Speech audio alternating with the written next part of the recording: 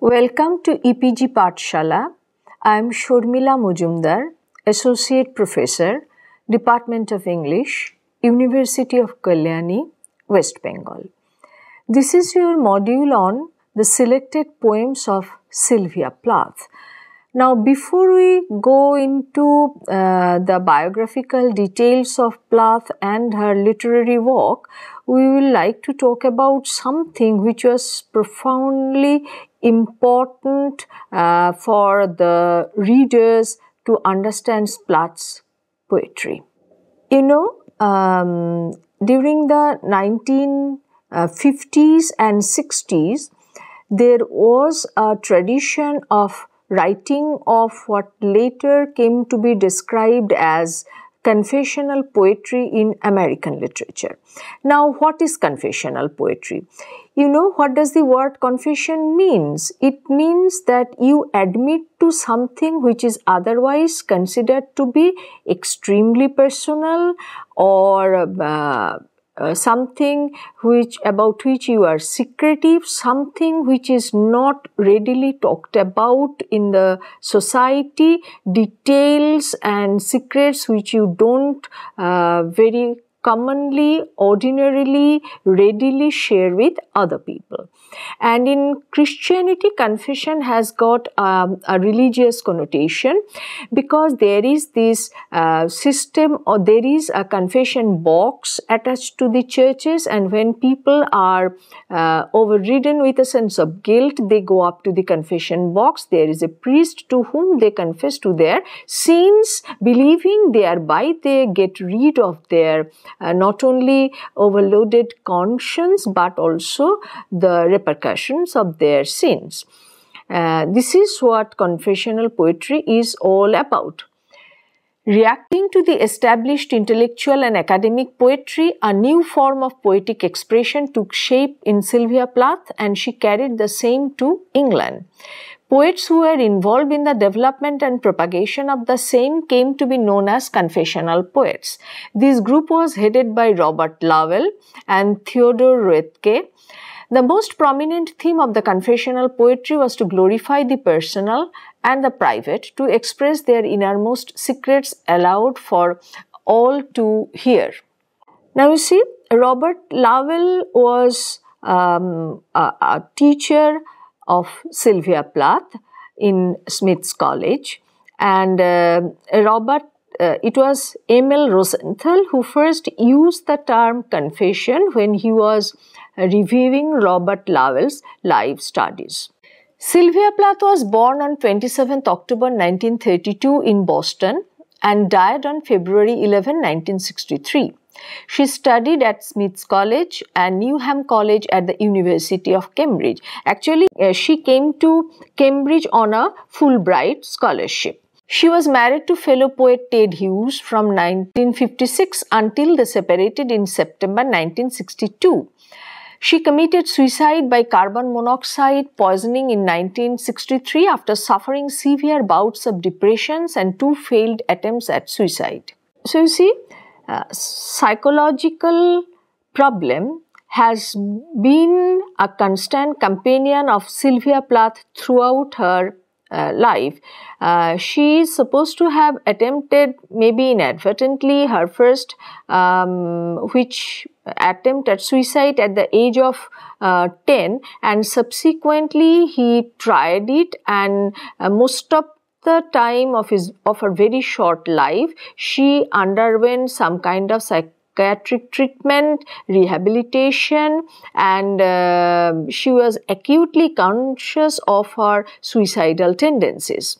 Plath is best known for her collections of poems, The Colossus, published in 1960, Ariel, posthumously published in 1965, Crossing the Water 1971, Winter Trees 1971, and the last 2 anthologies were annotated, edited and introduced by Ted Hughes, her husband.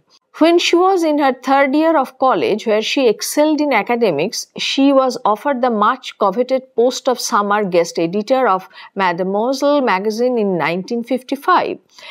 She was awarded the Pulitzer Prize posthumously in 1982. She is the first person to win the Pulitzer posthumously. She had, according to Ted Hughes, an unfinished novel often referred to as Double Exposure at her death, which however has remained untraced since. She won all prizes for creative writing at her college. She had written just one novel called Belzar.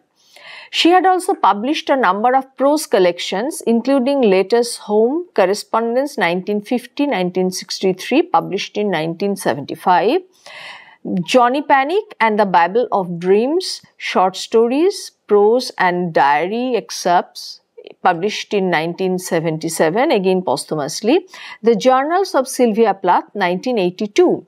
She also wrote children's books like The Bedrock, published in 1976, the It Doesn't Matter Suit, 1996, Collected Children's Stories, 2001, Mrs. Cherry's Kitchen, 2001. The title of her iconic poem Colossus was changed as many as 8 times. So you see, she was a brilliant student. She also excelled as a painter. She came to study in Cambridge as a Fulbright scholar.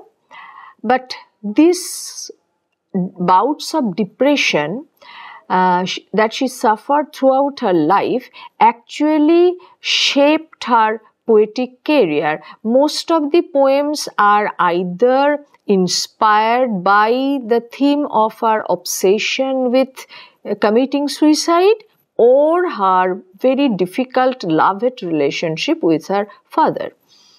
Her father was a German migrant and her mother was also of German descent. So Plath was of German descent and she lived through the Second World War, and she was witness to German Jews leaving Germany to come over to seek political asylum in America, and she was very disturbed by the Holocaust, and all these things come again and again into her poetry. The major themes of her poem are invariably death and her relationship with her father. In the theme of death, she talks more frequently of suicides. On another hand, while she talks about her relationship with her father, she was ambivalent at best and derisive of her father at worst. And you know, her father, Otto Plath, was an entomologist who taught at the University of Harvard, and he was a man who did not speak English very well. So you see, there was a gulf between the world that the father inhabited and the world that the daughter inhabited. One was English speaking, the other was not. Since her father died when she was 8, she perhaps thought him to be a deserter, as all children who lose their parents think of their respective parents. Yet, according to many critics, in that very age, children considers their parents to be gods. Plath was no different, and from the many poems that we have read, including Colossus, we find evidence of the same confused adulation, a reworking of confused adoration of the boy in the short story Araby by James Joyce. She often wrote in a relationship of memory and desire, where desire and its resultant defeat led to anguish and anxiety. Anxiety often thickened her depression. Her poems being personal in nature, actually that is what confessional poetry is all about, reveals her struggle with her depressions. Her poems are documents of the polemic divisions between her eros, life drive, and thanatos, death drive. Though Plath is primarily known as a poet, she also wrote a novel. It was first published in England by Heinemann on 14 January 1963 under the pseudonym that Plath had chosen, Victoria Lucas. For some early critics, Sylvia Plath's 1963 novel, The Bell Jar, was best thought of as a poet's notebook or as a poet's novel, a casebook almost in stanzas. More recent commentators have seen it as more than mere apprentice work for the later poetry. Elizabeth Wurzel commends its remarkable achievement and describes it as very funny, smartly detached, and often nasty in a voice too honest to be unsympathetic. While Robin Peel notes its wonderfully modern humor, Plath is reported as referring to the book as a potboiler. Initially, it was titled the book Diary of a Suicide or The Girl in the Mirror. It was first published under Plath's own name in 1967. It is usually regarded as a roman à clef, which means a novel with a key or novel about real life. Now, what is meant by novel with a key? What do you do with a key? You unlock doors and you get to see things which you have not seen before. So, a novel with a key means that there is a novel where you can find real life characters presented as characters in the novel. That is what is meant by novel with a key. The novel describes the struggle of Esther Greenwood against her mental illness. In the novel, we see a near portrait of Plath, the only difference being that the novel ends on a positive note. So you see, Plath was writing this novel during the last phase of her life when she was suffering from severe bouts of depression, and in a way this novel is autobiographical because probably it was also cathartic for her because she was trying to deal with her own mental illness. There are several prose collections: Johnny Panic and the Bible of Dreams. The stories and sketches now collected as Johnny Panic and the Bible of Dreams were assembled into successive and rather different editions by Hughes. The collection was first published in the UK by Faber and Faber in 1977. A revised edition with an additional 9 stories followed 2 years later. Johnny Panic also includes fragments and sketches from Plath's journals which were not at that time available in the unabridged form. Johnny Panic comprises work ranging across the whole of Plath's writing life and spanning her time in England and the USA. The next book is Letters Home and Journals. Since according to Aurelia Plath is Sylvia Plath's mother, the novel was considered as a cruel satire on those Plath herself loved. Commentators have called the 1975 publication of Letters Home, edited by Aurelia Plath, a corrective or an antidote to the Belzer. Letters Home provokes questions about the relationship between private experience and its public representation and between truth and its revelation. Reading Letters Home for an insight into Plath's writing practice is then a potentially problematic approach. Nevertheless, many of these letters reveal something about Plath's careful scrutiny of the editorial preferences and target audience of her chosen journals and magazines. So you see, here you come to something which directly contradicts the discourse of confessional poetry, because confessional poetry is supposed to be, as one critic used a metaphor, raw, as opposed to the polished version of the earlier kind of poetry which is cooked. So if confessional poetry is raw, then all the thoughts, experiences, ideas should come out of the mind of the poet as they are conceived, without any garnishing, without any change. But here in the letters, home and journals, you can find what her mother claimed,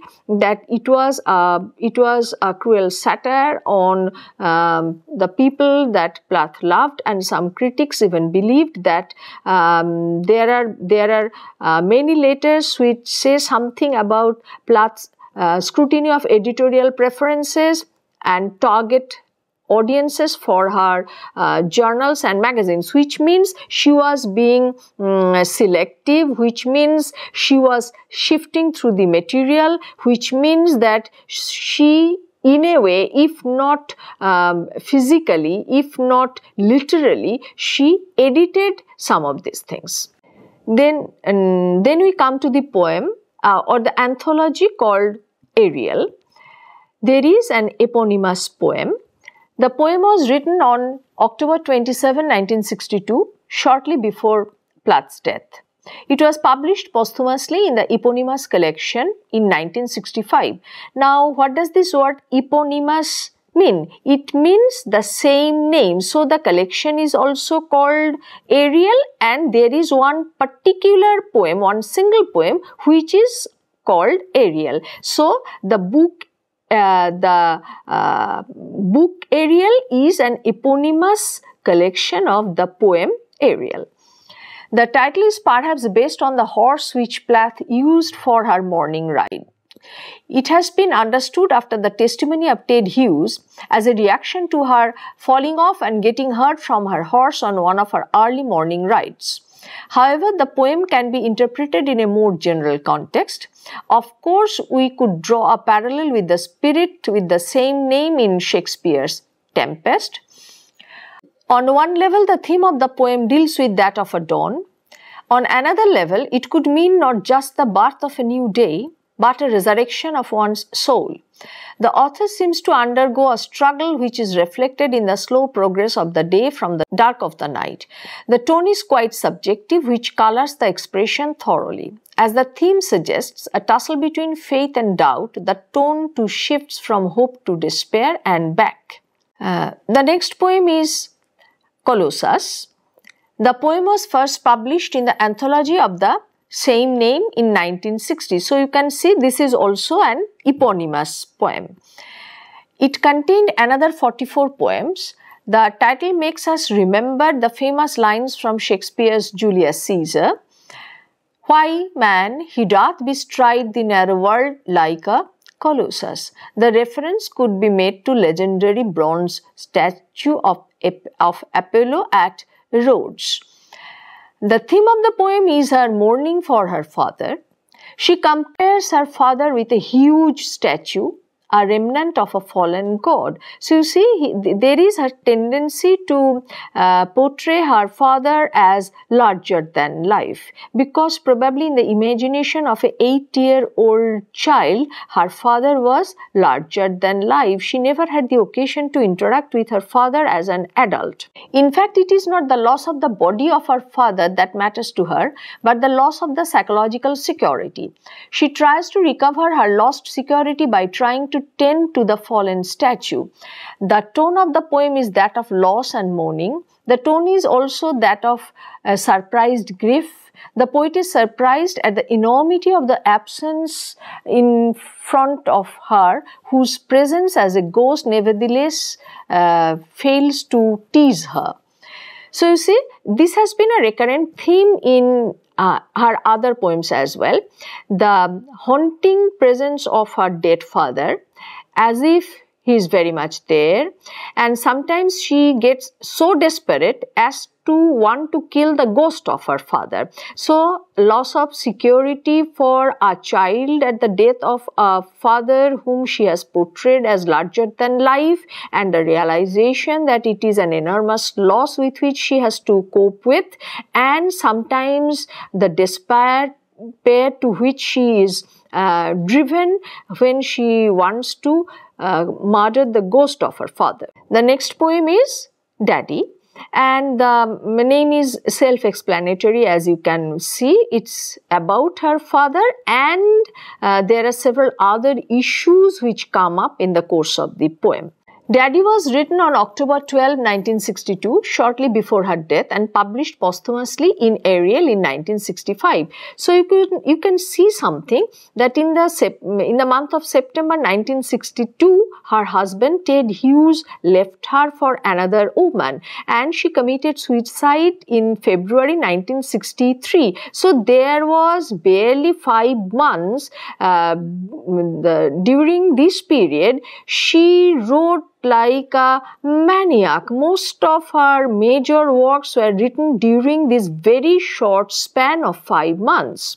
Though most of Plath's poetry centers around her loss of her father and her relationship with him, this poem perhaps is the most explicit. When we deal with Plath, we often involve ourselves with the psychological aspects of her relationship with her father and other father figures. The title, however, seems rather too romantic and childlike for any dry psychological introspection. Now, you see, you cannot really describe Plath's relationship with her father as being a manifestation of Electra complex. You know what an Electra complex is? The affinity a daughter feels for her father. Likewise, there is another complex which is called the Oedipus complex, which refers to a boy's affinity to her mother. So, cross-gender affinity of children to their parents.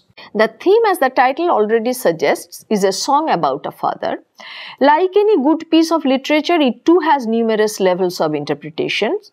However, commensurate with the general theme of her poetry, it too deals with her relationship with her father. However, as the poem progresses, it gets itself mixed with the memories or nuances of the Holocaust.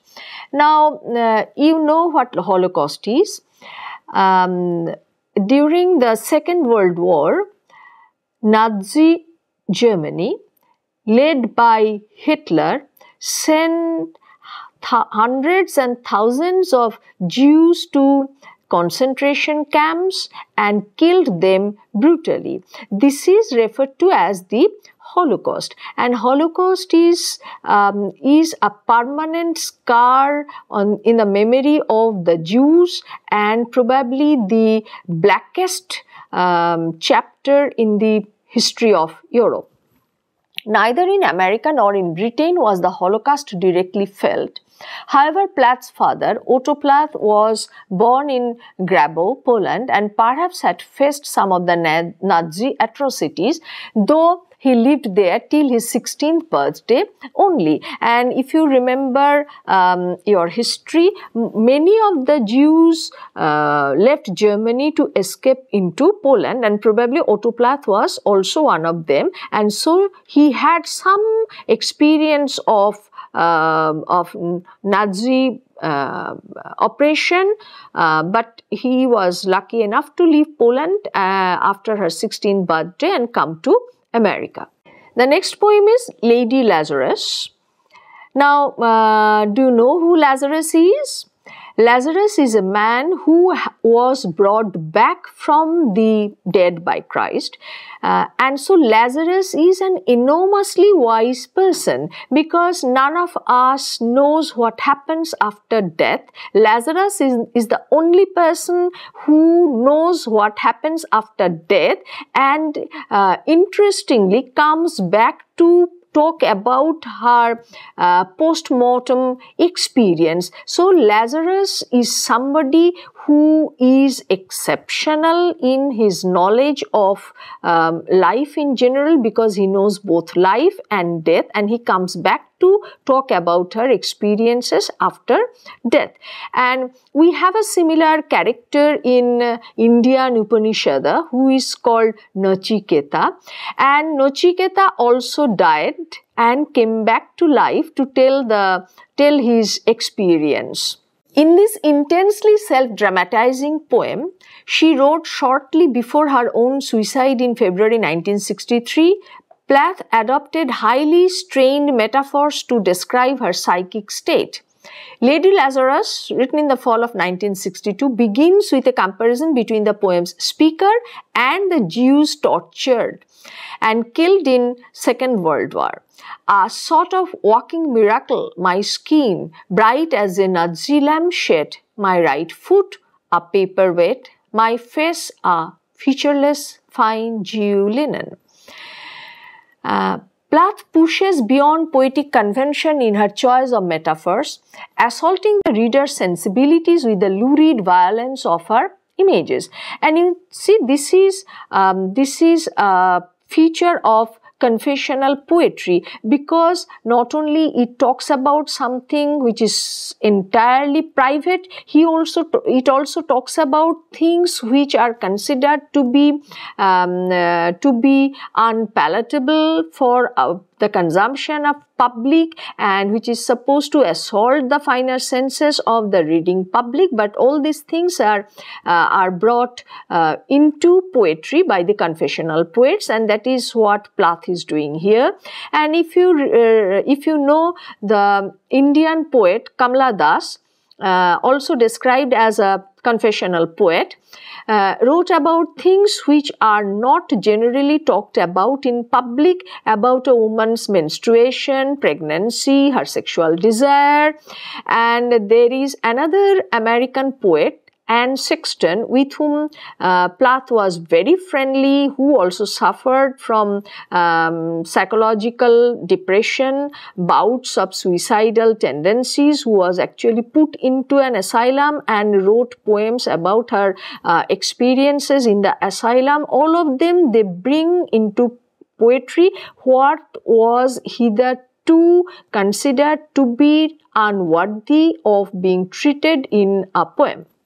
As John Rosenblatt notes, Plath's comparison of the sufferings of her speaker to the sadistic medical experiments on the Jews by Nazi doctors and the Nazis' use of their victims' bodies in the production of lampshades and other objects is intended not to make realistic historical comparisons, but to draw the reader into the center of personality and its characteristic mental processes. The next poem is Purdah. As you can very well see, this is a Hindi word which Plath adopted for the title of her poem. The poem was published posthumously in the anthology Winter Trees in 1971. However, according to Ted Hughes, this particular poem was meant to be published in the anthology Ariel. After all, it was dated by Plath as 29th October 1962. As with other poems, this one too celebrates the many layers of meanings present in the text. Thus, it has many themes, one of the most prominent being the communication of servitude of women, while the Purdah being the means of perpetuating the servitude. And here you can see there is some feminist content in the poem as well, how the personal space of a woman is circumscribed by a Purdah. A Purdah becomes symbolic of our confinement, of our limited space, of our lack of opportunity to realize herself. However, the theme of fighting back is also there, since after the 11th stanza, the Purdah-clad woman turns into the lioness. The tone initially matching the theme conveys the helplessness which with the progress of the poem turns into anger and hope. So you can see the tension. On the one hand, there is anger. On the other hand, there is hope. And that is exactly the situation of women in a society. They are rebellious, sometimes they can strike out a path for themselves, sometimes they can't, so they are angry, sometimes they realize their hopes, and sometimes they despair. Here are certain famous lines from various of Plath's poems. I lean to you, numb as a fossil, tell me I am here. What did my fingers did before they held him? What did my heart do with its love? All we find are altars in decay and profane words scrawled back across the sun. Love is a shadow. I am terrified by this dark thing that sleeps in me. And you can see these are clear references to her own psychological problem, her fears, her anxieties, her despair at not being able to deal with her depression. I am vertical, but I would rather be horizontal.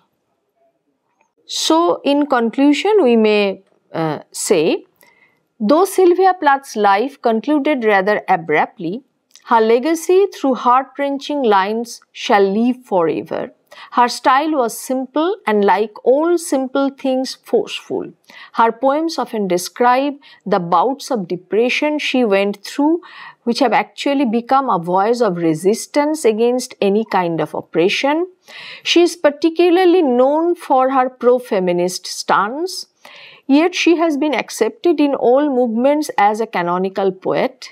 She often forms the voice of the sad and yet resurgent feminine mind that, though droops under awe, but like Ariel rises out of the crisis like Lady Lazarus and break the Purdahs constructed by daddies of self-centered patriarchs.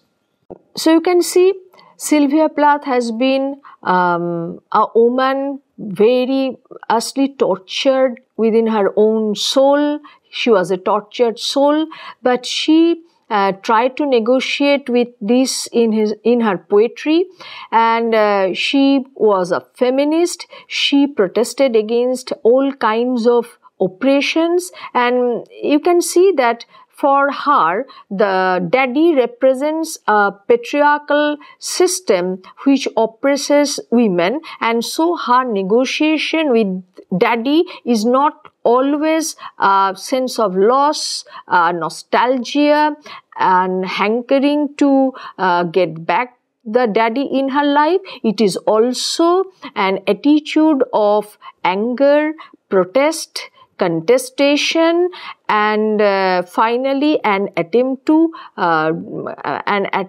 dismantle the patriarchy that the daddy represents. Thank you.